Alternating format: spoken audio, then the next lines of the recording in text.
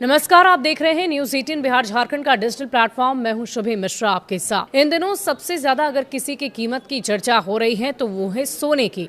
और सोने की कीमत शुक्रवार को दिल्ली के सराफा बाजार में 500 रुपए टूटकर 1,20,600 रुपए प्रति 10 ग्राम पर आ गई, जिससे लगातार 5 दिनों से जारी तेजी पर ब्रेक लगा है। निवेशकों की मुनाफा वसूली और डॉलर में मामूली सुधार ने सोने की धारणा को प्रभावित किया और चांदी भी 500 रुपए घटकर 1,50,000 रुपए प्रति किलो हो गई है। अंतर्राष्ट्रीय बाजार में भी सोने की कीमत में गिरावट देखी गई। हालांकि निवेशकों की सुरक्षित परिसंपत्तियों की मांग बनी हुई है। सोने की कीमतों में तेजी पर विराम लग गया। दिल्ली के सराफा बाजार में शुक्रवार को सोने की कीमतों में गिरावट दर्ज की गई है। अखिल भारतीय सर्राफा संघ की ओर से दी गई जानकारी के अनुसार दिल्ली के सराफा बाजार में 99.9% शुद्धता वाला सोना 500 रुपए टूटकर 1,20,600 रुपए प्रति 10 ग्राम पर आ गया है और लगातार 5 दिनों से जारी तेजी पर यह पहली बार ब्रेक लगा है। इससे पहले बुधवार को सोना 1,100 रुपए की तेजी के साथ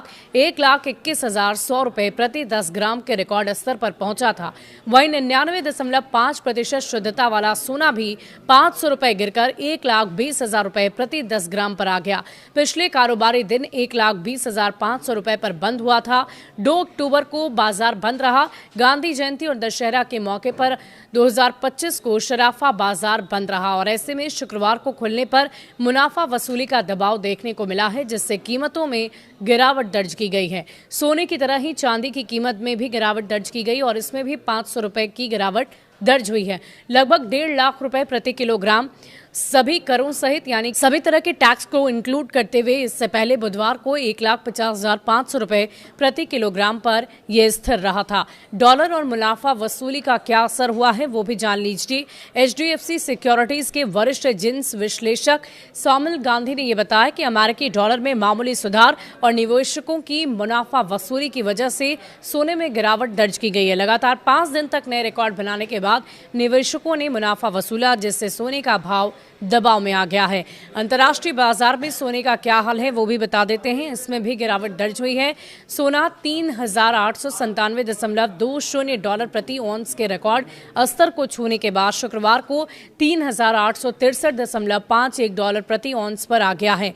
हालांकि साप्ताहिक आधार पर सोना लगातार 7वें हफ्ते में बढ़त में रहा। ये फरवरी 2025 के बाद से सबसे लंबी तेजी का सिलसिला है।